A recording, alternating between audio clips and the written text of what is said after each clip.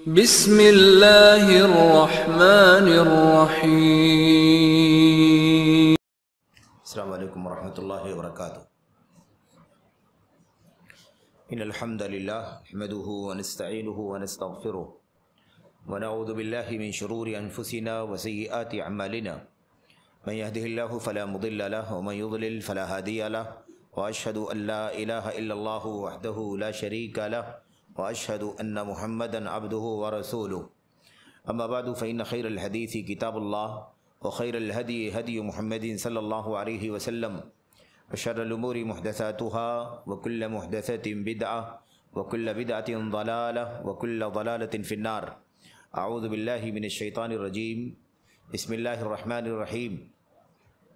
خذ من اموالهم صدقة تطهرهم وتزكيهم بها، وقال النبی صلی اللہ علیہ وسلم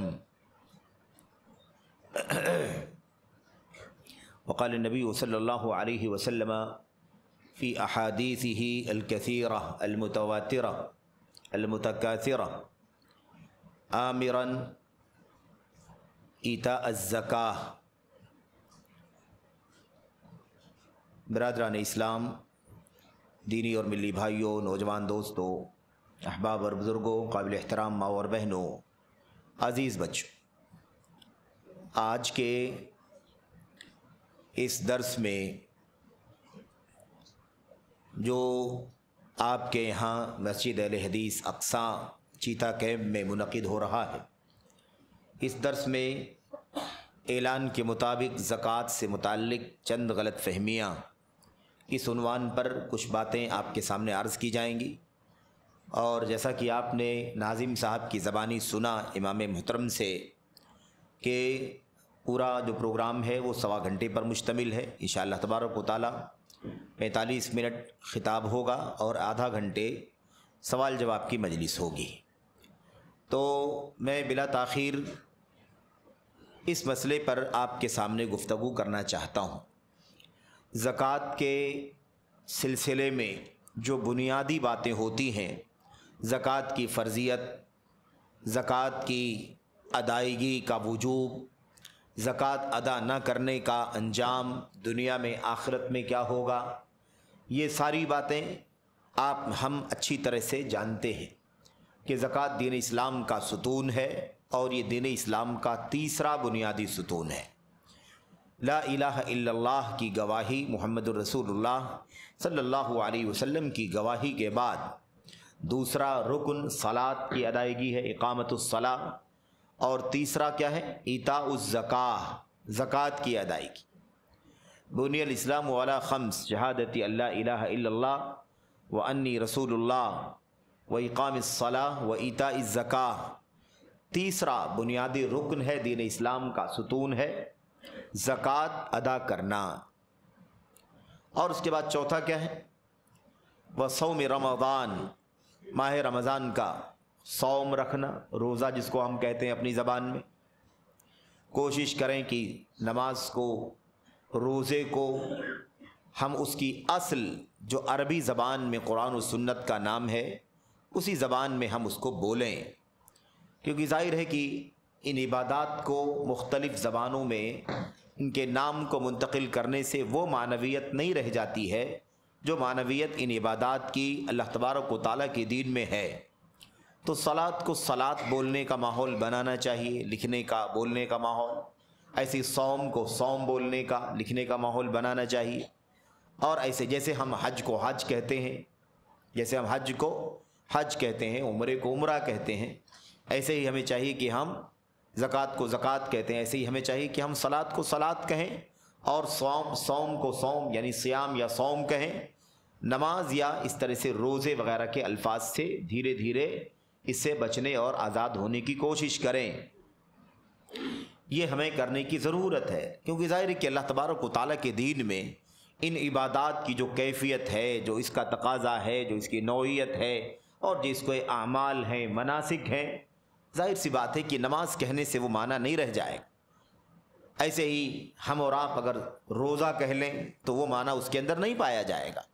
اور پھر یہ عبادات کے الفاظ ہیں، تعبد کے الفاظ ہیں، ہمیں چاہیے کہ اس کی کوشش کریں کہ ہم انہی الفاظ کو استعمال کریں، بولیں بھی، لکھیں بھی، اسی کو رواج دیں انشاءاللہ تبارک و تعالیٰ۔ جیسے دیگر عبادات کے نام ہم بولتے ہیں، سمجھتے ہیں، حج کا معنی سمجھتے ہیں، عمرے کا معنی سمجھتے ہیں، زکوٰۃ کا معنی سمجھتے ہیں، ایسے انشاءاللہ تبارک و تعالیٰ صلاۃ اور صوم کا معنی بھی سمجھیں گے، اس میں کوئی پیچیدگی پیدا نہیں ہو۔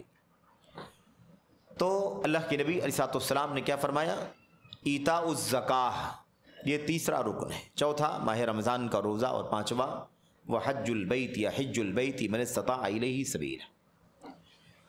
تو زکوٰۃ کی فرضیت اور اس کی اہمیت، ضرورت، ادائیگی کا وجوب اور نہ ادا کرنے والے کا انجام وغیرہ، یہ ساری باتیں الحمدللہ ہم اور آپ سنتے ہیں، جانتے ہیں، تو اس پر کوئی گفتگو نہیں کرنی ہے۔ غلط فہمیاں، چند غلط فہمیاں، بہت ساری غلط فہمیاں ہو سکتی ہیں، ہو سکتا ہے کہ میرے ذہن میں جو باتیں ہیں وہ باتیں کافی نہ ہوں، بہت ساری باتیں ہوں جو اور لوگوں کے یہاں پائی جاتی ہوں زکوٰۃ کے سلسلے میں، اس لیے سوال جواب کا سیشن ہے، اس میں آپ کی طرف سے جو باتیں آئیں گی اور جو چیزیں موضوع سے تعلق رکھیں گی اور اس پر بات ہونا مناسب ہوگا، انشاءاللہ تبارک و تعالیٰ اپنے علم کے مطابق وہ باتیں آپ کے سامنے عرض کی جائیں گی۔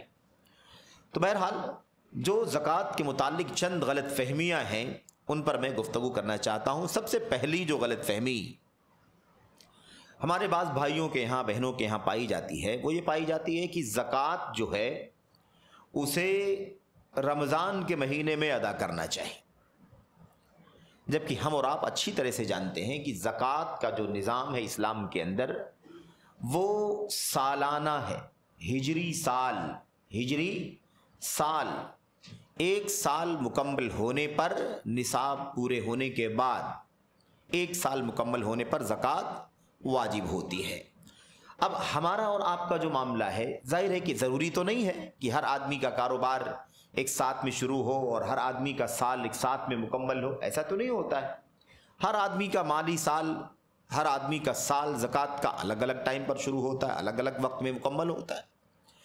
تو ایسا کوئی نہ سمجھے کہ زکوٰۃ کا تعلق ماہ رمضان سے ہے، ایسا نہیں ہے۔ ہاں یہ اور بات ہے کہ ہم مسلمانوں نے اگر زکوٰۃ کی ادائیگی کے لیے ماہ رمضان کو اپنا سال بنا لیا ہے اور ہمارا سال مثال کے طور پر ماہ رمضان میں مکمل ہوتا ہے تو کوئی حرج کی بات نہیں ہے، یا کسی کا رمضان سے 2 مہینہ بعد میں مکمل ہوتا ہے لیکن وہ 2 مہینہ پہلے زکوٰۃ دے رہا ہے تو بھی کوئی حرج کی بات نہیں ہے، اس لیے کہ زکوٰۃ جس پر واجب ہوتی ہو وہ اپنی زکوٰۃ 1 سال پہلے بھی ادا کر سکتا ہے۔ حضرت عباس ابن عبد المطلب، نبی رحمت صلی اللہ علیہ وسلم کے چچا نے اس مسئلے میں آپ سے پوچھا تھا کہ اللہ کے نبی صلی اللہ علیہ وسلم کیا میں اپنے مال کی زکوٰۃ آئندہ سال کی ابھی ادا کر سکتا ہوں؟ تو اللہ کے نبی صلی اللہ علیہ وسلم نے انہیں اس بات کی اجازت دی تھی کہ کوئی حرج کی بات نہیں، آپ ادا کر سکتے ہیں۔ تو کسی کا مالی سال مثال کے طور پر زکوٰۃ کا محرم میں مکمل ہوگا، ذی الحجہ میں مکمل ہوگا، ذی القعدہ میں مکمل ہوگا، لیکن وہ چاہتا ہے کہ ابھی ادا کر دے تو ادا کر دے، کوئی حرج کی بات نہیں۔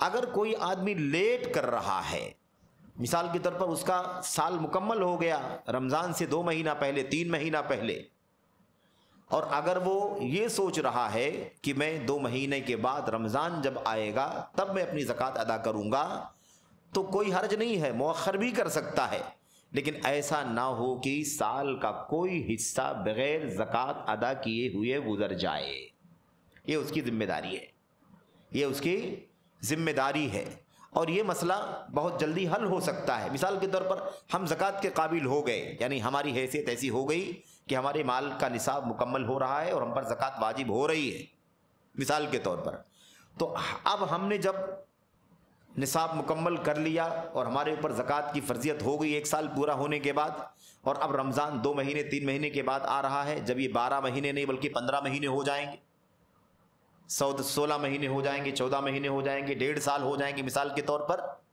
تو یہ مسئلہ ایک ہی بار آئے گا، یہ مسئلہ پہلی بار آئے گا کہ ہم نے 1.5 سال کے بعد زکوٰۃ ادا کی ہے تو اس 6 مہینے کی زکوٰۃ ہم مزید جوڑ کر کے ادا کر دیں، تاکہ آپ کا سال کہاں سے شروع ہو؟ رمضان سے شروع ہو اور آئندہ سال پھر رمضان میں مکمل ہو۔ اس میں کوئی حرج کی بات نہیں ہے۔ اصل یہ ہے کہ انسان کو چاہیے کہ وہ اپنے مالوں کی زکوٰۃ آنا آنا، پائی پائی، روپیہ روپیہ، پیسے پیسے ادا کرنے کی کوشش کرے، کیونکہ زکوٰۃ میرے بھائیوں یہ اسلام کا رکن ہے، اسلام کا ستون ہے۔ اس سے فقراء، مساکین، محتاجین کی ضرورت مکمل ہوتی ہے، اور دوسرا جو اس کا خاص مقصد ہے وہ ہے اللہ تبارک و تعالیٰ کے دین کا، اس کی توحید کا دفاع۔ آج وہ چیز بظاہر جہاد کی شکل میں موجود نہیں ہے، اور یاد رہے کہ ہم جب بھی جہاد کی بات کرتے ہیں تو دنگے اور فساد کی بات نہیں کرتے، جو بہت سارے منحرفین کی طرف سے، تحریکیوں کی طرف سے ہمارے نوجوانوں کو خاص طور پر اور ہمیں اور آپ کو گمراہ کرنے ورگلانے کی کوشش چلتی ہے کہ جہاد کے نام پر دنگے فساد کرنے کا کام کیا جاتا ہے، معصوموں کی جان لی جاتی ہے، اور ایسے ہی لوگوں کے مال ناحق تباہ کیے جاتے ہیں، لوگوں کی عزت و آبرو کو پامال کرنے کی کوشش کی جاتی ہے۔ یاد رکھیں کہ جہاد کا جو نظام ہے وہ خالص میرے بھائیوں فتنے کا خاتمہ کرنے کے لیے ہے، فتنہ پیدا کرنے کے لیے نہیں ہے۔ جہاد کس لیے آیا ہے؟ فتنہ ختم کرنے کے لیے۔ جہاد فتنہ پیدا کرنے کے لیے نہیں آیا ہے۔ اس لیے جہاد کو بدنام کرنے کی جو شعوری یا غیر شعوری صورتحال ہمیں سننے اور دیکھنے کو مل رہی ہے، یہ افسوسناک ہے۔ بہرحال ہم اپنے تمام بڑوں سے، بزرگوں سے اور اپنے عزیزوں سے، نوجوانوں سے، بچوں سے یہ عرض کرنا چاہیں گے کہ جو لوگ بھی جہاد کے نام پر دنگے فساد کی بات کرتے ہیں وہ آپ کو ہرگز نہ ورگلا سکیں۔ خبردار، کوئی نہ ورگلائے، کوئی نہ بہکائے۔ آپ ہرگز ایسے لوگوں کے بہکاوے میں نہ جائیں۔ یہ دنگا ہے، فساد ہے، یہ ٹیررزم ہے، یہ آتنک ہے، یہ انتہا پسندی ہے، یہ شدت ہے، یہ انارکی ہے، یہ ظلم و زیادتی ہے، یہ فساد ہے، اجرام ہے۔ جہاد کا جو نظام ہے میرے بھائیو اسلام کے اندر، وہ ایک بہت سارے اصول اور ضابطے سے، کنڈیشن سے جڑا ہوا ہے۔ جب وہ صورتحال پیدا ہوگی تو جہاد، ورنہ اگر ایسے ہی جیسے لوگ سمجھتے ہیں تو مکے کے 13 سال گزر گئے، اتنی ساری اذیتیں، اتنی ساری پریشانیاں مسلمانوں نے اٹھائیں، برداشت کی، اس کے باوجود اللہ تبارک و تعالیٰ نے زکوٰۃ، جہاد کا حکم نہیں دیا مسلمان۔ سمجھ رہے ہیں؟ تو اس کی حالات، اس کی صورتحال اور اس کے اندر رایہ یعنی جھنڈا اور اسلامی قیادت اور امامت، بہت سارے اصول و ضابطے ہیں میرے بھائیو۔ اس کے بعد یہ چیز آتی ہے۔ اب جس کی مرضی ہوئی اس نے جہاد کے نام پر دنگے فساد کرنا شروع کر دیا، خبردار۔ بہرحال تو زکوٰۃ کے جو مقاصد ہیں میرے بھائیو، 2 بنیادی مقاصد، اس مال سے 2 بنیادی اہداف، اور اس چیز کو علامہ عبدالرحمن بن ناصر السعدی رحمۃ اللہ علیہ نے اپنی تفسیر کے اندر تیسیر الکریم الرحمن بتفسیر کلام البنان، اس کے اندر واضح کیا ہے کہ زکوٰۃ کا 2 بنیادی مقصد ہے دین اسلام کے اندر۔ ایک ہے غربا، فقراء، مساکین، ایتام اور عامل جو بھی ہیں، یہ سماج کے جو کمزور اور نادار ہیں، جن کے لیے اللہ تبارک و تعالیٰ نے استحقاق بنایا ہے یہ، اور اس کے بعد اللہ تبارک و تعالیٰ کی راہ میں جہاد اور توحید کا دفاع اور سنت کا دفاع اور اسلامی باؤنڈری کی حفاظت، سمجھ رہے ہیں؟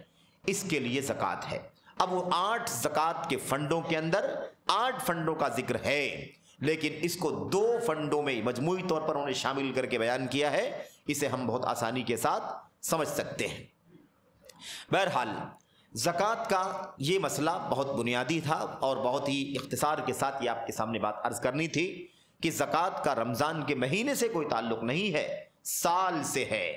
لا زکوٰۃ علی احد حتی علی مال حتی یحول علیہ الحول، کسی بھی مال پر زکوٰۃ واجب نہیں ہوتی جب تک کہ اس پر سال نہ گزر جائے، اور سال سے مراد اسلامی سال ہے، ہجری سال ہے، جنوری فروری کا سال نہیں، بلکہ محرم صفر کا سال گزر جائے تو اس پر زکوٰۃ واجب ہو جائے گی۔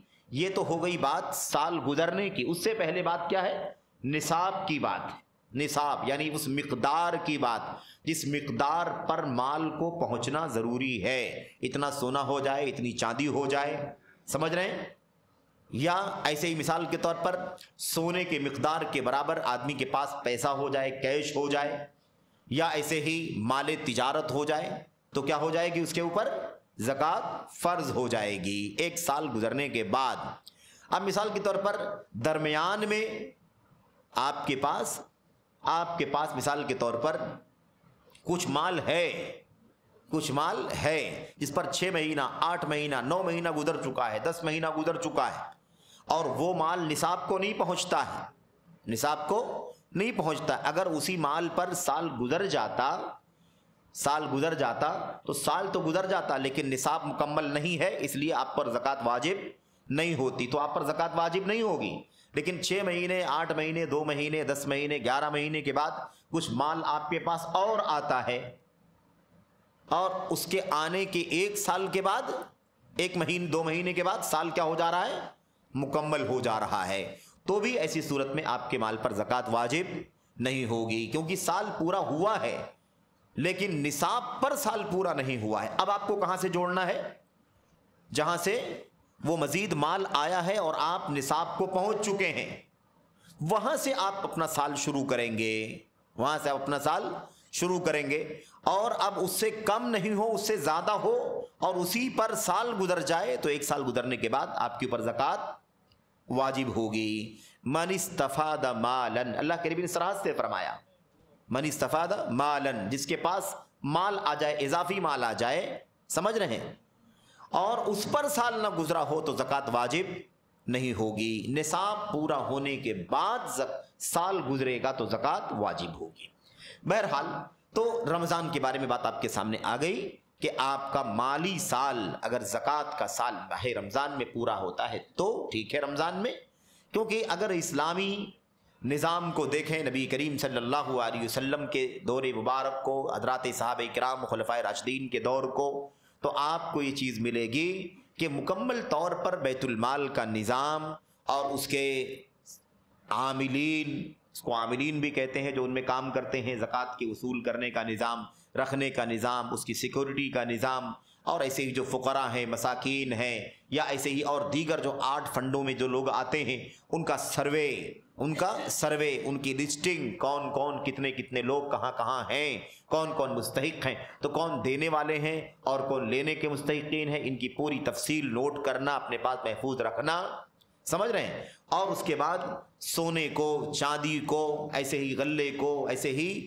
مال تجارت کو، اور ایسے ہی مویشیوں کو، ان تمام چیزوں کو لا کر کے الگ الگ جمع رکھنا اور اس کو محفوظ رکھنا، اور اس کے بعد یہ نظام پورے سال چلتا رہتا، کیونکہ کسی کا سال آج پورا ہو رہا ہے، کسی کا کل پورا ہو رہا ہے، کسی کا پورا پرسوں پورا ہو رہا ہے، کسی کا اس مہینے میں پورا ہو رہا ہے، کسی کو اس مہینے میں پورا ہو رہا ہے، اسی اعتبار سے یہ وصولنے کا کام سال ہر سال چلتا رہتا اور ادا کرنے کا کام سال ہر سال چلتا رہتا تھا۔ تو اس لیے رمضان کے مہینے میں چونکہ بابرکت مہینہ ہے تو ہم سب سمجھتے ہیں کہ اس بابرکت مہینے میں ہی کیوں نہ ہم زکوٰۃ نکالیں، تو ٹھیک ہے، لیکن کسی کے ذہن میں یہ بات نہ رہے کہ زکوٰۃ کی ادائیگی کے لیے ماہ رمضان طے ہے، ایسی بات نہیں ہے۔ یہ ایک غلط فہمی تھی مختصراً۔ دوسری جو بات ہے آپ اسی کے ساتھ آگے جوڑ لیں، اور یہ مسئلہ بہت زیادہ پیچیدہ اور بہت بڑی غلط فہمی ہے، بلکہ میں سمجھتا ہوں کہ ایک بہت بڑا انحراف ہے بعض لوگوں کے ہاں۔ وہ کیا ہے میرے بھائیوں؟ وہ یہ ہے کہ زکوٰۃ کو سال سے آزاد کر دینا، زکوٰۃ کو سال سے آزاد کر دینا، یعنی یہ نظریہ بنا لینا، بعض لوگوں کو غلط فہمی ہے کہ زکوٰۃ کی ادائیگی ہر سال نہیں ہے، بلکہ ایک بار جس مال کی زکوٰۃ ادا کر دی گئی، اب آئندہ کبھی بھی اس کی زکوٰۃ ادا نہیں کرنی ہے۔ اس کو اصطلاح میں کہتے ہیں مال مزکا کی زکوٰۃ۔ مال مزکا یعنی وہ مال جس کی زکوٰۃ 1 سال ادا کی جا چکی ہے۔ میرے پاس 10 لاکھ روپے ہیں مثال کے طور پر، یا 10 لاکھ روپے کا سونا ہے، 5 لاکھ روپے کا مثال کے طور پر چاندی ہے، اب میں نے ان کی زکوٰۃ اس سال ادا کر دی، 1446 میں میں نے ادا کر دی اس کی زکوٰۃ، تو اب 1447 میں، 48 میں، 50 میں، 51 میں، 52 میں، 60 میں، 1500 میں، 1600 میں، اب وہ مال میرے پاس پڑا ہوا ہے، لیکن میں اس کی زکوٰۃ ادا نہ کروں یہ کہہ کر کہ اس کی زکوٰۃ تو میں ادا کر چکا ہوں، یہ بہت بڑا انحراف ہے۔ یہ کیا ہے؟ بہت بڑا انحراف ہے۔ تو یہ صرف اور صرف غلط فہمی نہیں ہے، ایک گمراہی ہے، ایک انحراف ہے، جہالت ہے، لا علمی ہے۔ اس سلسلے میں اللہ کے نبی صلی اللہ علیہ وسلم کی صریح حدیثیں موجود ہیں اور امت کا اجماع موجود ہے، امت کا اجماع، کھلے دلائل موجود ہیں۔ اللہ کے نبی صلی اللہ علیہ وسلم کے صحیح بخاری مسلم اور دیگر کتابوں کی روایت میں بات آئی ہوئی ہے، اذا کان لک 100 درہم، اذا کان لک 100 درہم وحال علیہ الحول ففیہ الزکاۃ، جب تمہارے پاس 200 درہم اکٹھا ہو جائیں، چاندی کا نصاب کتنا ہے بھائی؟ چاندی کا نصاب 200 درہم ہے۔ اسی کو روایتوں کے اندر کہیں 200 درہم کہا گیا ہے، کہیں کہیں اس کو کیا کہا گیا ہے؟ 5 اوقیہ، 5 اوقیہ۔ اوقیہ ایک پیمانہ ہے جو 40 درہم کا ہوتا ہے، تو 40 کو 5 سے آپ اگر ملٹیپلائی کریں گے تو کتنا ہوگا؟ 200 درہم بنے گا۔ تو کہیں اللہ کے نبی نے کیا فرمایا؟ 5 اوقیہ چاندی کا نصاب، کہیں آپ نے فرمایا 200 درہم چاندی کا نصاب۔ تو اللہ کے نبی نے فرمایا جب تمہارے پاس 200 درہم پورے ہو جائیں، وحال علیہ الحول، اور اس پر سال گزر جائے تو زکات۔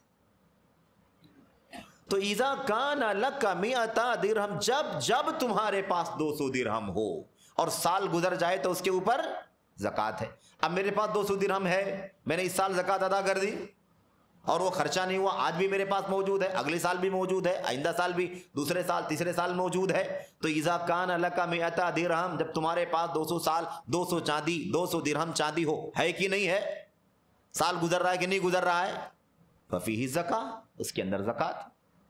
اذا کان لک 20 مثقالا من ذهب، جب تمہارے پاس 20 مثقال سونا ہو، کب ہو؟ جب تمہارے پاس 20 مثقال سونا ہو، وحال علیہ الحول، اور اس پر سال گزر جائے، ففیہ الزکاۃ، تو اس کے اندر زکات ہے۔ ہر سال جب تمہارے پاس ہو اور سال گزر جائے، جب تمہارے پاس ہو سال گزر جائے، جب تمہارے پاس ہو سال گزر جائے، زکات پر۔ اللہ کے نبی صلی اللہ علیہ وسلم کی کھلی حدیث۔ تو تعویل کرنے سے، عقلی گھوڑے دوڑانے سے، مادہ پرستی سے، اس زکوٰۃ سے کوئی شخص چھٹکارا حاصل کرنے کی کوشش کرے بھی تو کرے، نہیں کر سکتا، اجازت نہیں ہے۔ مال مزکہ کی زکوٰۃ، اگر وہ مال مزکہ خرچ ہو جائے، صرف ہو جائے، ہم اسے کھا لیں، استعمال کر لیں، کپڑے سلا لیں، گھر خرید لیں، مثال کے طور پر رہنے کے لیے یا استعمال کرنے کے لیے، آپ کی سواری نہیں تھی، آپ نے سواری خرید لی، وہ مال مزکہ ختم ہو گیا، تب تو زکوٰۃ نہیں ہے آپ کے اوپر۔ لیکن جب تک وہ مال موجود ہے، ہر سال گزر رہا ہے، تو اس کے اوپر زکوٰۃ واجب ہے۔ یہ ہم نے اختصار سے بات کر رہے ہیں کیونکہ وقت اصل میں کم ہے۔ اللہ کے نبی علیہ الصلوۃ والسلام کی اس معنی کی کئی ایک حدیثیں موجود ہیں۔ آپ نے فرمایا 200 درہم ہو جائیں کسی کے پاس، ففیہا 5 دراہم، تو اس کے اندر 5 درہم زکوٰۃ واجب ہوگی۔ 5 درہم ڈھونڈ کے دیکھو 2.5% ہوا کہ نہیں ہوا۔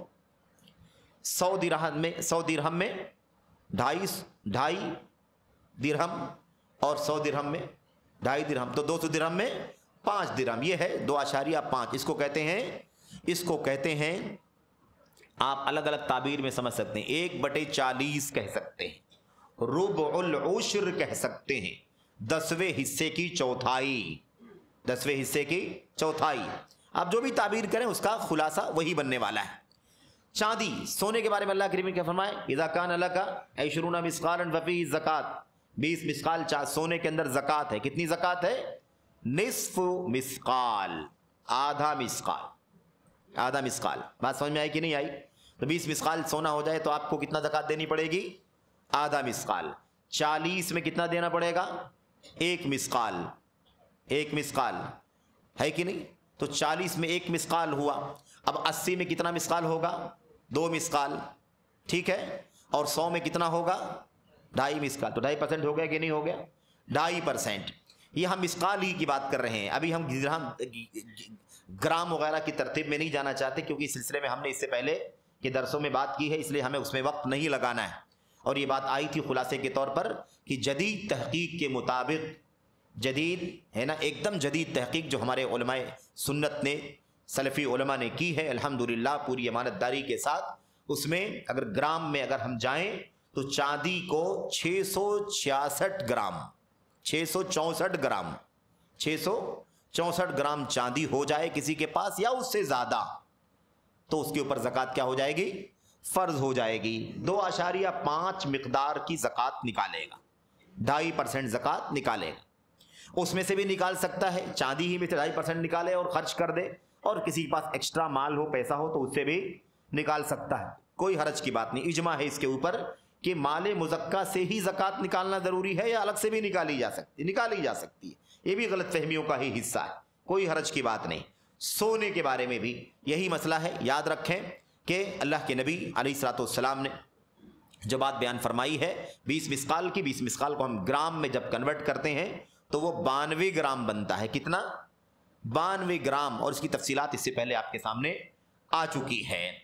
تو یہ غلط فہمی بھی ہونی چاہیے، دور ہونی چاہیے۔ اجماع ہے اس کے اوپر، اس پر اجماع ہے کہ زکوٰۃ کے اموال جو بھی ہیں، سونا ہے، چاندی ہے، ٹھیک ہے، مویشی ہیں یعنی بکرا ہے، بکری ہے، میڈھا ہے، دمبا ہے، اونٹ ہے کہ نہیں، ان سب پر زکوٰۃ واجب ہے۔ ایسے ہی اگلا کیا ہے؟ چوتھا ہے کیا کہتے ہیں؟ زمین کی پیداوار، اناج غلے وغیرہ جو پیدا ہوتے ہیں، یاد رکھیں یہ سب زکوٰۃ کے اموال ہیں۔ ایسی سامان تجارت، اور آگے بڑھیں گے تو آدمی کو کہیں دفینہ مل جائے، گڑھا کھود رہا تھا، کھدائی کر رہا تھا، کھیتی کر رہا تھا، ہل چلا رہا تھا، اس میں کوئی دفینہ مل جائے، کوئی کسی نے جاہلیت میں دفن کر رکھا رہا ہو، کسی نے کبھی دفن کر رکھا رہا ہو، اور آپ کو مل گیا، وہ سونے کا مجموعہ ہے، وہ چاندی کا مجموعہ ہے، اس کے اندر اشرفیاں موجود ہیں مثال کے طور پر، تو اس کی بھی زکوٰۃ دینی پڑے گی، ٹھیک ہے، اس کا سب نظام پورا موجود ہے۔ یاد رکھیں ہر سال زکوٰۃ دینے والا معاملہ سونے میں ہے، چاندی میں ہے، اموال تجارت میں ہے، اور ایسے ہی مویشیوں میں ہے، مویشیوں میں جانوروں کی زکوٰۃ ہر سال، ٹھیک ہے، سونے کی زکوٰۃ ہر سال، چاندی کی زکوٰۃ ہر سال، ٹھیک ہے، ایسے ہی سامان تجارت کی زکوٰۃ ہر سال۔ لیکن جو پیداوار جو ہوتی ہے اناج غلے جو کھیتوں میں پیدا ہوتے ہیں، ان کی زکوٰۃ ہر سال نہیں ہے، بلکہ اس کو اللہ تبارک و تعالیٰ نے کس پر معلق کیا ہے؟ حصاد پر۔ حصاد وآتوا حقہ یوم حصادہ، کھیتوں کی پیداوار ہے نا، چاہے وہ کھیتوں کی پیداوار ہو یا باغوں کی پیداوار ہو، ہے نا، یعنی میوے، یعنی پھل ہوں، میوے ہوں یا اناج غلے ہوں، یہ سب میوے ہی ہیں میرے بھائیوں، یہ سب کیا ہیں؟ یہ سب ثمرات ہیں۔ تو ان سب کی زکوٰۃ جو ہے کیا ہے؟ یوم حصادہ، جب اس کی کٹائی ہو تب اس کی زکوٰۃ ادا کی جائے گی۔ اب کوئی آدمی کبھی لگاتا ہے، کبھی نہیں لگاتا ہے، جب کاٹے گا تو زکوٰۃ دے گا۔ اب 6 مہینے میں اگر کوئی کاٹتا ہے تو 6 مہینے میں زکوٰۃ دے گا، 8 مہینے میں کاٹتا ہے 8 مہینے میں زکوٰۃ دے گا، 12 مہینے میں تو 12 مہینے میں زکوٰۃ دے گا، 14 مہینے میں کاٹتا ہے 14 مہینے میں زکوٰۃ دے گا، 1.5 سال میں کاٹتا ہے 1.5 سال میں زکوٰۃ دے گا، یوم حصادہ۔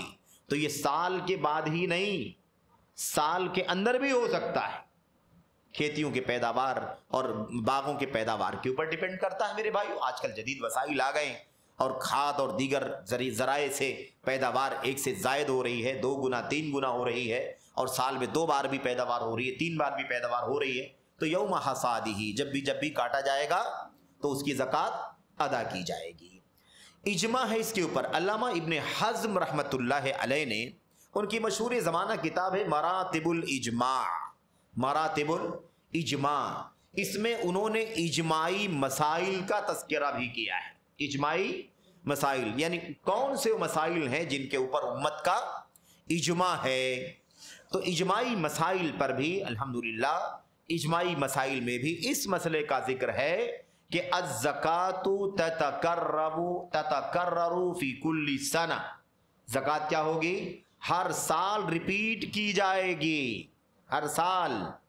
ہمارے پاس سونا ہے، چاندی ہے، اچھا سونا چاندی ہی کے حکم میں ہماری کرنسیاں ہیں ساری کی ساری، اس پر بھی بات ہو چکی ہے اس سے پہلے، چاہے وہ روپے کی شکل میں ہو یا کاغذی درہم یا کاغذی دینار یا ریال یا یورو یا جو بھی کرنسی ہو دنیا کی، بہرحال یہ کاغذی کرنسیاں بھی کیا ہیں؟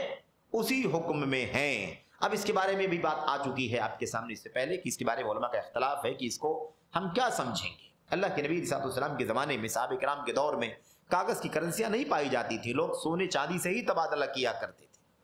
1 درہم کا ہے، 2 درہم کا ہے، لوگ زکوٰۃ دے رہے ہیں تو سونے چاندی میں ہی دے رہے ہیں، لوگ تعاون کر رہے ہیں، لوگ مسجدوں کی تعمیر کر رہے ہیں وغیرہ، ہے نا، حضرت عثمان غنی رضی اللہ تعالیٰ عنہ نے جب بیر روما کو خرید کر کے مسلمانوں کے لیے وقف کیا تو اس کے لیے 20,000 دینار خرچ کیا.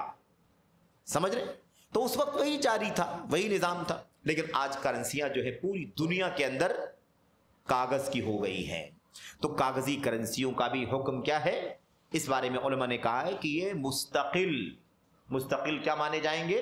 مستقل مالیت مانے جائیں گے، اور اس میں بھی زکوٰۃ واجب ہوگی.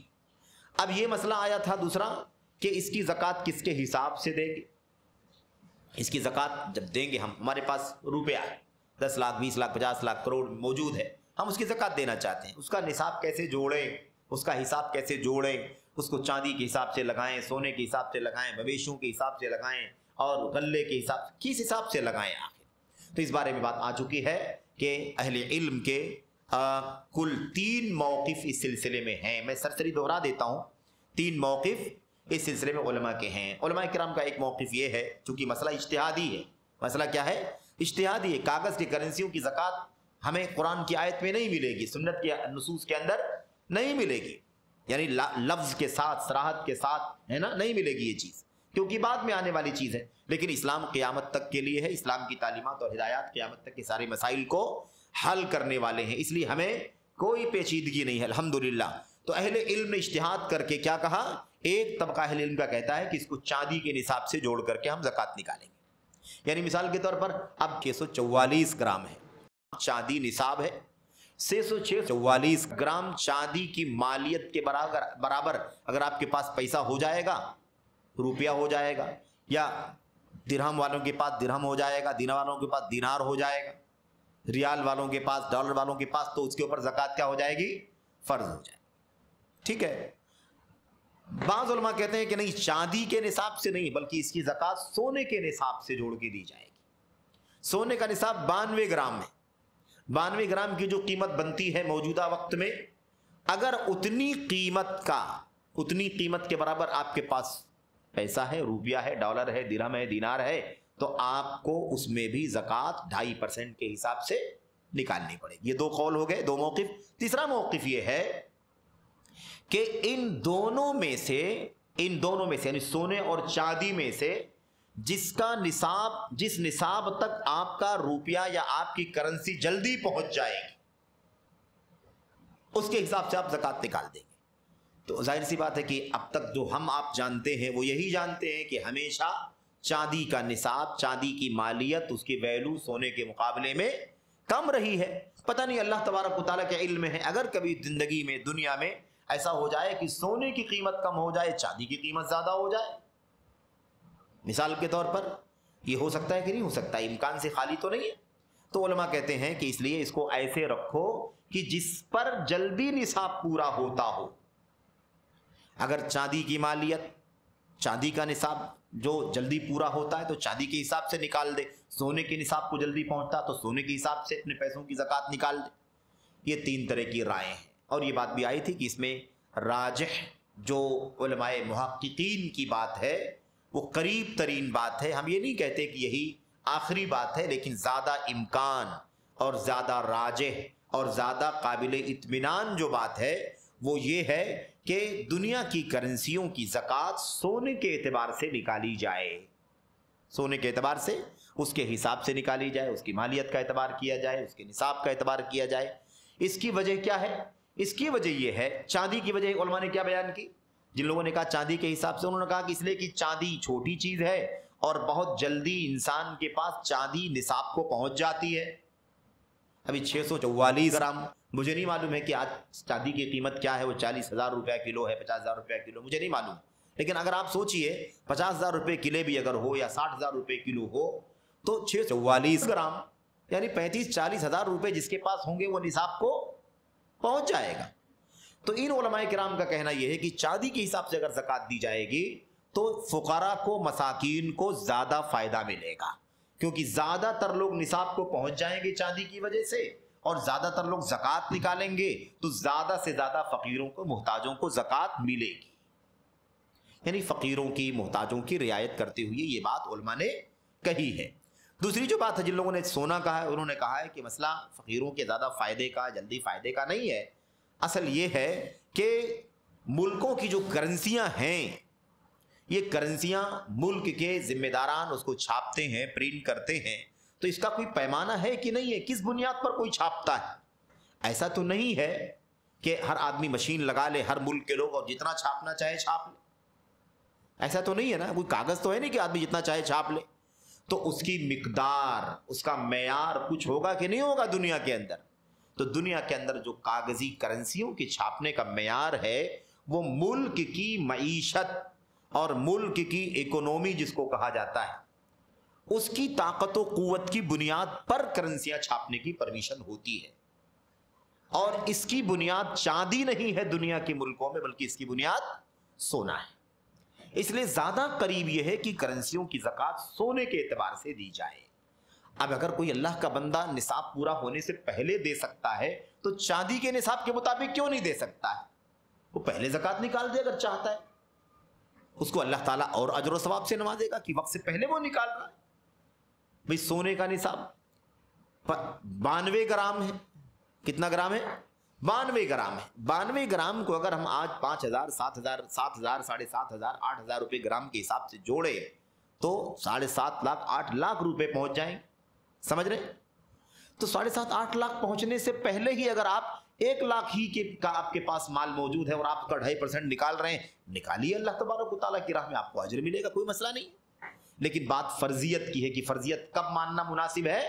جب اس کا روپیہ، اس کا درہم، دینار، ڈالر، کرنسی، کوئی بھی کرنسی وہ سونے کے مقدار کو پہنچ جائے، یعنی 92 گرام سونے کے قیمت کے برابر پہنچ جائے تو زکوٰۃ واجب ہوگی، فرض ہوگی. اس سے پہلے کوئی نکالتا ہے تو نکال سکتا. بہرحال یہ ہو گئی بات. زکوٰۃ کے سلسلے میں اور بھی جو غلط فہمیاں ہیں اس پہ مثال کے طور پر ایک جو تیسری یا جو بھی کہیں چوتھی غلط فہمی جو ہے وہ یہ ہے کہ لوگ یہ سمجھتے ہیں کہ جو سونے چاندی کے زیورات گھروں میں ہماری بچیاں، ہماری بیویاں، ہماری مائیں بہنیں استعمال کرتی ہیں ان کے اوپر زکوٰۃ نہیں ہے. یہ بھی غلط فہمی ہے. بہت سارے لوگوں کے یہاں غلط فہمی پائی جاتی ہے کہ یہ زکوٰۃ اس کے اوپر واجب نہیں ہوتی ہے.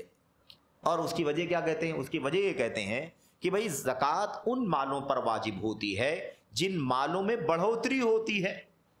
یعنی ہم مال کے اندر تجارت کرتے ہیں، بزنس کرتے ہیں، کاروبار کرتے ہیں تو مال بڑھتا ہے کہ نہیں؟ مال بڑھتا ہے، فائدہ ہوتا ہے، پروفٹ ہوتا ہے. تو اب مسئلہ یہ کہ جو گھر میں رکھا ہوا سونا ہے، زیور ہے، ہار ہے، کنگن ہے وغیرہ، تو اس کو اگر ہم زکوٰۃ دیں گے، مثال کے طور پر کسی کے پاس 10 تولہ سونا رکھا ہوا ہے، یعنی کتنا گرام ہے؟ 100 گرام ہے. اب 100 گرام ہے تو 92 گرام کے اوپر زکوٰۃ واجب ہو جاتی ہے.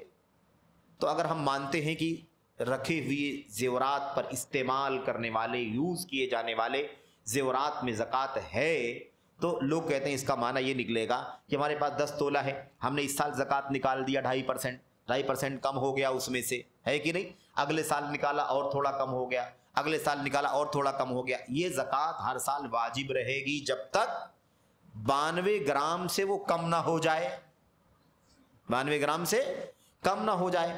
تو کہتے ہیں کہ یہ تو زکوٰۃ دیتے دیتے کم ہو رہا ہے، اور کاروبار تو ہے نہیں کہ بڑھے،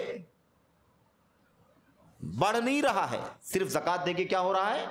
کم ہو رہا ہے. اور کم کہاں تک ہوتا رہے گا؟ جب تک 92 گرام کے برابر یا اس سے کم نہ ہو جائے، تب جا کر کے اس کے اوپر زکوٰۃ دینا ختم ہوگا. تب جا کے آدمی زکوٰۃ دینے سے مستثنا ہوگا، کیونکہ اب زکوٰۃ فرض اس کے اوپر نہیں رہ جائے گی. 90 گرام ہو گیا، 90 گرام ہو گیا، اس نے زکوٰۃ دے دی، کتنا مال بچا؟ زیورات 90 گرام باقی بچے. یہ لوگ اشکال پیش کرتے ہیں، یعنی یہ پیچیدگی پیدا کرتے ہیں کہ بھائی اس کا مطلب یہ نکلے گا کہ زیورات میں زکوٰۃ ہے تو دیتے رہو، خالی مال کم ہوتا جائے گا، اس میں اضافہ تو ہوگا نہیں. اس کا مطلب یہ نکلے گا کہ کوئی بھی عورت 92 گرام سے زیادہ زیور اگر رکھے گی تو اس کو زکوٰۃ دے کر کے اسے 92 گرام سے کم پر لانا ہوگا، تو اس کے زیورات باقی رہیں گے. علامہ ابن عثیمین رحمۃ اللہ علیہ کے سامنے مسئلہ پیش کیا گیا کہ شیخ محترم، یہ زکوٰۃ جو زیورات میں واجب ہوتی ہے، اگر اس کو کہتے ہیں واجب ہوتی ہے تو یہی مسئلہ نکلے گا کہ 90 گرام باقی بچے گا کسی بھی عورت کے پاس. تو علامہ ابن عثیمین رحمۃ اللہ علیہ نے فرمایا کہ 90 گرام کیا زیب و زینت کرنے کے لیے کم ہے؟ ایک خاتون کو، ایک عورت کو زینت کرنے کے لیے، بناؤ سنگار کرنے کے لیے، زیب و زینت ایک عورت کا حق ہے، اس میں کوئی عیب کی بات نہیں، بلا شبہ ان کا حق ہے وہ کریں. تو کہتے ہیں کیا 90 گرام یہ مقدار کیا کم ہے ایک عورت کو زیب و زینت کرنے کے لیے؟ بہت ہے نا 90 گرام سونا. 90 گرام سونے کے اندر کانوں کے زیورات بن سکتے ہیں، ناک کے زیورات بن سکتے ہیں، گلے کے زیورات بن سکتے ہیں، ہاتھ کے زیورات بن سکتے ہیں. اس میں کون سی عیب کی بات ہے؟ اور اگر زیادہ ہے تو زکوٰۃ دے، اور نہیں دینا ہے تو اتنا پہنے، اس سے زیادہ نہ پہنے. اس پہ کون سی عیب کی بات ہے؟ اب مسئلہ یہ ہے کہ یہ شبہ لوگوں کے یہاں غلط فہمی پائی جاتی ہے کہ اسی لیے زیورات میں زکوٰۃ نہیں ہے، کیونکہ مال بڑھتا نہیں ہے، اس میں بزنس نہیں ہوتا، کاروبار نہیں ہوتا، رکھا ہوا مال ہے، کیا ہوتا ہے؟ کم ہوتا ہے. لیکن اگر آپ سوچیں تو بڑھتا ہے، مالیت تو بڑھ رہی ہے، قیمت اس کی بڑھ رہی ہے، لیکن ٹھیک ہے کاروبار نہیں ہو رہا، اس کی مقدار میں اضافہ نہیں ہو رہا ہے. اصل مسئلہ یہ نہیں ہے کہ ہم یہ سوچیں کہ بڑھ رہا ہے کہ گھٹ رہا ہے. مسئلہ یہ ہے کہ سلف میں اس سلسلے میں دو رائیں پائی جاتی ہیں. زیورات میں زکوٰۃ ہے، استعمال والے زیورات، جو لوگ اپنے گھروں میں زیورات بنا کر رکھتے ہیں اس نیت سے کہ یہ ہمارا مال ہے، یہ ہمارا بیلنس ہے، ہم بینکوں میں کیش رکھیں، اس سے بہتر ہے کہ زیورات بنا کر کے رکھیں. ہم زمین خرید کے رکھیں، گھر خرید کر کے رکھیں، اس سے بہتر ہے کہ ہم سونا چاندی کا زیورات بنا کر کے رکھیں. ان کا تو مسئلہ ہی ختم ہے، وہ تو ان کی پراپرٹی ہے، اس کے اوپر زکوٰۃ واجب ہی ہے، کوئی مسئلہ ہی نہیں ہے. یہ بات کس کی ہو رہی ہے؟ جو زیورات استعمال والے ہیں، ایک عورت کے گلے میں ہے، کان میں ہے، ناک میں ہے، ہاتھ میں ہے، پیر میں، ان زیورات کی بات چل رہی ہے. اصل مسئلہ کیا ہے؟ اصل مسئلہ یہ ہے، دونوں رائے، کچھ لوگ کہتے ہیں زکوٰۃ نہیں ہے، کچھ لوگ کہتے ہیں زکوٰۃ ہے. یہ سلف کے یہاں بھی دو موقف رہا ہے، اختلاف رہا ہے. صحابہ کرام کے یہاں بھی بعض اقوال پائے جاتے ہیں کہ زیورات میں استعمال والے زکوٰۃ نہیں ہے. دوسرے صحابہ کرام اور تابعین کے یہاں موقف پایا جاتا ہے کہ زیورات میں بھی زکوٰۃ، استعمال والے زیورات میں بھی زکوٰۃ واجب ہے، فرض ہے. اب اس سلسلے میں جب ہم دلیلوں کو دیکھتے ہیں تو یہی دلیلیں صحیح ہیں، درست ہیں، راجح ہیں کہ زیورات جو استعمال کرنے والے ہماری گھروں کی عورتیں پہنتی ہیں اس میں زکوٰۃ واجب ہے، فرض ہے. 2.5% کے حساب سے زکوٰۃ نکالنی پڑے گی. اس سلسلے میں بہت ساری دلیلیں ہیں. میں ایک ہی بات کہہ کر کے اس مسئلے کو ختم کرتا ہوں. وہ مسئلہ یہ ہے کہ حضرت فاطمہ بنت قیس رضی اللہ تعالیٰ عنہ، فاطمہ بنت قیس رضی اللہ تعالیٰ عنہ، یعنی یہ اس بات کی دلیل ہے کہ نبی کریم صلی اللہ علیہ وسلم کے وقت، آپ کے جیتے جی، آپ کے زمانے میں آپ کے صحابہ، آپ کی صحابیات اپنے استعمال کے زیورات میں زکوٰۃ ادا کرتی تھی. صحیح روایت علامہ البانی رحمۃ اللہ علیہ نے اپنی کتاب الصحیحہ کے اندر اس روایت کو نقل کیا ہے، اور وہ یہ ہے کہ زکوٰۃ واجب ہے. مثال کے طور پر فاطمہ بنت قیس رضی اللہ تعالیٰ عنہ اللہ کے نبی کے پاس آئیں. ان کے پاس ایک توق تھا. توق مطلب گلے میں پہنا جانے والا زیور، آج نیکلس ہو گیا اور بہت ساری شکلیں اس کی بن گئی. وہ زیور تھا، وہ اللہ کے نبی علیہ السلام کے پاس لے کر کے آئیں. کہا اللہ کے نبی یہ میرے گلے میں پہنے جانے والا توق ہے، میں اپنے گلے میں پہنتی ہوں، یہ لیجئے، اس میں سے اللہ تعالیٰ کا جو حق واجب ہوتا ہے وہ نکال لیجئے. اس میں سے جو اللہ تعالیٰ کا حق واجب ہوتا ہے وہ نکال لیجئے. اب وہ جتنے وزن کا تھا، جتنے مسقال کا تھا، اسی اعتبار سے نبی کریم صلی اللہ علیہ وسلم نے اس میں سے اتنی مقدار نکال لی جو 2.5% بنتا ہے. وہ کتنا تھا؟ 1.75 مسقال، یعنی 2.25 مسقال نبی کریم صلی اللہ علیہ وسلم نے اس توق میں سے کاٹ کر کے، توڑ کر کے زکوٰۃ لے لی، اور اس کے بعد انہیں بقیہ توق واپس کر دیا. انہوں نے کہا میں اس فیصلے سے راضی ہوں، اس حکم سے راضی ہوں جس سے اللہ تبارک و تعالیٰ راضی ہے اور اس کے رسول صلی اللہ علیہ وسلم راضی ہے. یہ بالکل کھلی دلیل ہے کہ زیورات میں زکوٰۃ ہے. اللہ کے نبی علیہ السلام زکوٰۃ لیتے تھے، صحابیات، صحابہ زکوٰۃ دیا کرتے تھے. اس لیے یہ غلط فہمی بھی کیا ہو جانی چاہیے؟ دور ہو جانی چاہیے. ہمیں چاہیے کہ ہم اپنے زیورات کی زکوٰۃ دیں. ہماری مائیں بہنیں اس مسئلے کو خاص طور پر دھیان رکھیں اور زکوٰۃ دے دیں.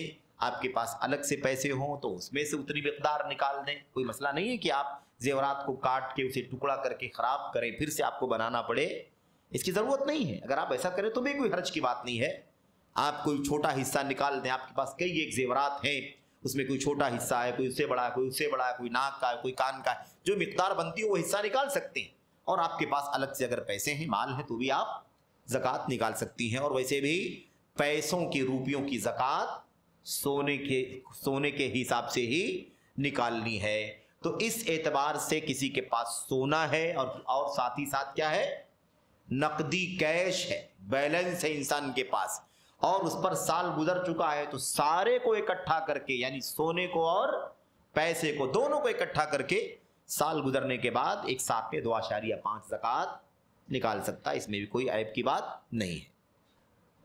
زکوٰۃ کے سلسلے میں جو غلط فہمیاں پائی جاتی ہیں اس میں سے ایک دو غلط فہمیاں اور میں ذکر کرنا چاہتا ہوں۔ ایک غلط فہمی یہ ہے کہ بعض لوگ یہ سمجھتے ہیں کہ اگر میرے پاس مال ہے اور میرے مال پر زکوٰۃ واجب ہوتی ہے، لیکن میں نے کسی سے قرض لیا ہوا ہے، میں مقروض ہوں، میں کیا ہوں، مقروض ہوں، میرے اوپر قرض کا بوجھ ہے، تو میرے اوپر زکوٰۃ نہیں ہے، کیونکہ میرے اوپر کیا ہے، قرض ہے۔ وہ کیا سوچتا ہے، آدمی کیا سوچتا ہے، ایک انسان مسلمان کیا سوچتا ہے کہ میرے پاس مثال کے طور پر 10 لاکھ روپے ہیں، اب 10 لاکھ روپے کے اوپر زکوٰۃ واجب ہو رہی ہے، لیکن میں نے 15 لاکھ روپے قرض بھی لے رکھا ہے لوگوں سے، تو زکوٰۃ میں کیسے دوں، میرے اوپر زکوٰۃ نہیں ہے، کیونکہ میرے پاس پیسے ہیں تو اس سے زیادہ 5 لاکھ تو میں دوسروں کا باقی بھی ہوں، اضافی، کیونکہ 15 لاکھ لیا ہے میں نے، 10 لاکھ ہے میرے پاس، تو 5 لاکھ میرے پاس الٹا کم ہے، اس طرح لوگ سمجھتے ہیں اور قرض کی وجہ سے وہ زکوٰۃ ادا نہیں کرتے۔ یہ مسئلہ مرجوح مسئلہ ہے، راجح مسئلہ کیا ہے، راجح مسئلہ یہ ہے کہ جس کے اوپر قرض ہے اور اس کے پاس مال بھی ہے جس پر زکوٰۃ واجب ہوتی ہے، وہ مال اس کا نصاب کو پہنچتا ہے اور نصاب پہنچنے کے ساتھ سال گزر چکا ہے، تو اس کے اوپر زکوٰۃ ادا کرنا واجب ہے۔ یہی مسئلہ راجح ہے۔ دلیل کیا ہے اس کی؟ دلیل ہے، امت کے علماء لکھتے ہیں عموم الادلۃ الواردہ فی الزکوٰۃ، زکوٰۃ کے واجب ہونے کے سلسلے میں جو عام دلائل آئے ہوئے ہیں، عام دلائل، وہ عام دلائل کیا ہے، جس کا مال نصاب کو پہنچ جائے اور ایک سال اس کے اوپر گزر جائے اور وہ اس کی ملکیت میں ہو، تو اس کے اوپر زکوٰۃ کیا ہوگی، فرض ہوگی۔ سب ہے کہ نہیں ہے یہاں، اس کا مال نصاب کو پہنچ رہا ہے کہ نہیں پہنچ رہا ہے، سال گزر چکا ہے کہ نہیں گزر چکا ہے، اس کی ملکیت میں ہے کہ نہیں ملکیت میں ہے، اس لیے اس کے اوپر زکوٰۃ کیا ہوگی میرے بھائیوں، واجب ہوگی۔ یہی بات صحیح ہے، راجح ہے۔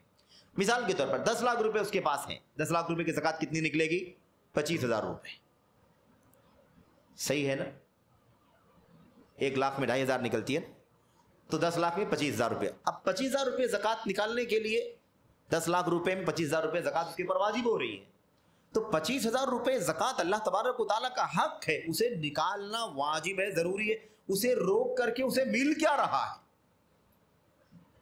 اصل مسئلہ یہ بھی کہ اسے مل کیا رہا ہے کہ نہیں؟ تو اصل یہی ہے کہ تمام دلیلیں دلالت کرتی ہیں اور ان دلیلوں کے اندر یہ صورت بھی شامل ہے۔ ایک مسئلہ خاص طور پر رہے ذہن میں، تو یہ بات واضح ہو گئی، غلط فہمی نکل جانی چاہیے کہ میں مقروض ہوں تو میرے اوپر زکوٰۃ نہیں ہے، ایسا نہیں ہے۔ یا کچھ لوگ کہتے ہیں جتنا میرے پاس مال ہے اتنا تو میں قرض بھی ہوں، تو میں کیا زکوٰۃ نکالوں؟ نہیں، آپ کے پاس جو مال ہے آپ اس کی زکوٰۃ نکالیے، اور وہ جس کا مال آپ کے پاس ہے، آپ نے قرض میں لیا ہوا، اس کی زکوٰۃ وہ صاحب مال نکالے گا۔ یہ مسئلہ بھی آ رہا ہے آگے، اگلی غلط فہمی میں یہ مسئلہ آ رہا ہے۔ تو یہ بات واضح ہو گئی کہ جس آدمی کے پاس مال ہو اس پر زکوٰۃ واجب ہے، گرچہ وہ مقروض ہو دوسروں کا۔ دوسرا، قرض ہی کے سلسلے میں دوسری جو غلط فہمی ہے وہ یہ ہے کہ انسان یہ کہتا ہے کہ میرے پاس مال تو اچھا خاصا تھا، لیکن میں نے ابھی 25 لاکھ روپے تھے اور 1 سال ہو گیا پورا، لیکن میں نے 15 لاکھ روپے فلاں کو ضرورت تھی، میں نے اسے قرض دے دیا ہے، 1 مہینہ ہو گیا، 2 مہینہ ہو گیا، 3 مہینہ ہو گیا، 4 مہینہ ہو گیا، نہ اس سے زیادہ ہو گیا، سال 2 سال ہو گیا، میں نے دے دیا ہے۔ تو اب آدمی سوچتا ہے کہ جو مال میرے پاس ہے میں اس کی زکوٰۃ نکال دوں اور جو میں نے قرض کسی کو دیا ہوا ہے 10 لاکھ 15 لاکھ اس کے پاس موجود ہے، اس کی زکوٰۃ کون نکالے گا؟ لوگ پوچھتے ہیں اس کی زکوٰۃ میں نکالوں گا یا وہ نکالے گا؟ مال کس کا ہے میرے بھائیو؟ وہ مال کس کا ہے؟ اگر آپ چھوڑ دیں، دان کر دیں، معاف کر دیں، اس کو دے دیں، گفٹ کر دیں، تب تو اس کا ہو جائے گا، تب وہ نکالے گا۔ لیکن اگر آپ کی ملکیت تو صرف آپ نے قرض میں ہی دیا ہے نا میرے بھائیو، ہم اسے واپس لیں گے کہ نہیں لیں گے؟ ہم اسے واپس لیں گے۔ تو مالک کون ہے اس مال کا؟ ہم اس کے مالک ہیں۔ ہمارا مال ہے وہ ہمارے پاس رکھا ہوا ہے، بینک میں رکھا ہوا ہے، کسی کو ہم نے قرض دے رکھا ہے ضرورت مند کو، ساری صورتوں میں وہ مال ہمارا ہے، ہم اس کے مالک ہیں۔ مال نصاب کو بھی پہنچا ہوا ہے، سال بھی گزر چکا ہے، اس لیے اس پر زکوٰۃ واجب ہوگی، اور زکوٰۃ وہ نہیں ادا کرے گا، زکوٰۃ میں ادا کروں گا، کیونکہ میرا مال ہے، میں اس کا مالک ہوں، میں اس کا مالک ہوں۔ ایک شکل امت کے علماء نے اس سے مستثنا کی ہے۔ وہ شکل کیا ہے؟ وہ شکل یہ ہے کہ اگر کسی آدمی نے کسی کو قرض دیا ہوا ہے، سمجھ رہے ہیں، قرض دیا ہوا ہے، لیکن وہ قرض کسی ایسے شخص کے پاس ہے جو مثال کے طور پر مطلب دیوالیہ ہو چکا ہے، اس کا وہ اب ایسی حالت میں ہے کہ وہ ہمارا قرض واپس ہی نہیں کر سکتا ہے، اس کا مال ضائع ہو گیا، اس کا کاروبار برباد ہو گیا، وہ مثال کے طور پر ہے نا، اب تو وہ خود اس بات کا حقدار ہو گیا کہ وہ زکوٰۃ سے اپنا کام چلائے، مثال کے طور پر ایسی صورت ہو گئی ہے، اور آپ کو لگتا نہیں ہے کہ وہ مال آپ کو واپس ملے گا، تو اس کا مطلب یہ نکلے گا کہ اب موجودہ صورتحال میں وہ مال گرچہ آپ کا تھا، آپ اس کے مالک ہیں، لیکن آپ کی ملکیت میں تصرف کے اعتبار سے نہیں رہ سکا، یعنی ملنے جیسا نہیں ہے، ملنے جیسا نہیں ہے۔ تو اب آپ کو اگر امکان ہو گیا، یقین ہو گیا کہ اب نہیں مل پائے گا، مجھے معاف ہی کرنا پڑے گا، مثال کے طور پر چاہے آپ نے معاف کیا ہو ابھی یا نہ کیا ہو، لیکن ملنے کا امکان نہیں، تو اب وہ چیز آپ کے حکم سے باہر نکل جائے گی، اور آپ کے اوپر اس کی زکوٰۃ واجب نہیں رہے گی۔ ایسی دوسری شکل اسی کے اندر یہ ہے کہ کسی ایسے شخص کو آپ نے قرض دے دیا جو ظالم ہے، جابر ہے نا، حرام حلال کی تمیز نہیں کرتا، آپ کا مال ہڑپ کر جائے گا، آپ کو نہیں دے گا، وہ آپ جائیں اس سے مانگنے کے لیے تو وہ آپ کو دھتکار دے اور کہے کہ نہیں دیتا میں، مثال کے طور پر، تو بھی آپ سمجھیں کہ وہ آپ کا مال آپ کی ملکیت سے نکل چکا ہے، تو آپ کے اوپر اس کی زکوٰۃ واجب نہیں رہ جائے گی، کیونکہ آپ کے تصرف سے باہر ہے، آپ کو ملنے جیسا ہو، ہے نا، آپ کو 1 مہینے کے بعد 2 مہینے کے بعد چاہے جب، لیکن آپ کو امکان ہو کہ مل جائے گا، یہ دے گا، صاحب حیثیت ہے اور امانت دار ہے، خائن نہیں ہے، غش اور غبن کرنے والا نہیں، ہڑپ کرنے والا نہیں، تو بھی آپ کے اوپر زکوٰۃ واجب ہوگی۔ لیکن اگر وہ دیوالیہ ہو گیا، نہیں دے سکتا ہے، یا اس طرح سے وہ ہے نا خائن ہے، آپ کو نہیں دے گا، تو ایسی صورت میں وہ مال آپ کی ملکیت سے باہر نکل جائے گا۔ لیکن جب وہ مال آپ کو فرض کریں مل گیا، لیکن آپ کو 5 سال 10 سال کے بعد آپ کو مال مل گیا، تو جب آپ کے پاس وہ مال آ جائے گا، آپ دوبارہ اس کے مالک بن جائیں گے، جب سے مالک بنیں گے تب سے اس کے نصاب اور اس کے سال گزرنے کا حساب کریں گے، اور اس کے بعد آپ نئے سرے سے زکوٰۃ دینا شروع کریں گے۔ 10 سال تک آپ کے پاس نہیں تھا، 20 سال آپ کے پاس نہیں تھا، اس پورے پیریڈ میں آپ کے اوپر زکوٰۃ واجب نہیں ہوگی، کیونکہ وہ چیز آپ کی ملکیت سے نکل چکی تھی۔ لیکن مل گیا، الحمدللہ، دینے والوں نے دے دیا، دینے والوں نے کوشش کر کے دے دیا، کسی سے قرض لے کر کے دے دیا، زکوٰۃ لے کر کے دے دیا، جیسے بھی دے دیا، سمجھ رہے؟ تو زکوٰۃ، تو آپ کے اوپر زکوٰۃ، اب وہ مال آپ کی ملکیت میں آ گیا، اب گویا کہ آپ اس کے مالک بنے ہیں، اور سال گزرنے کے بعد اس کی زکوٰۃ آپ ادا کریں گے۔ زکوٰۃ کے سلسلے میں غلط فہمیوں کے حوالے سے ایک آخری بات اور میں عرض کر دیتا ہوں، پھر آپ کے سوالات، کیونکہ وقت بھی زیادہ ہو رہا ہے۔ وہ غلط فہمی یہ ہے کہ آج کل جو ہم لوگ لین دین کرتے ہیں، لین دین کا مطلب یہ کہ ہم نے ایک فلیٹ بک کیا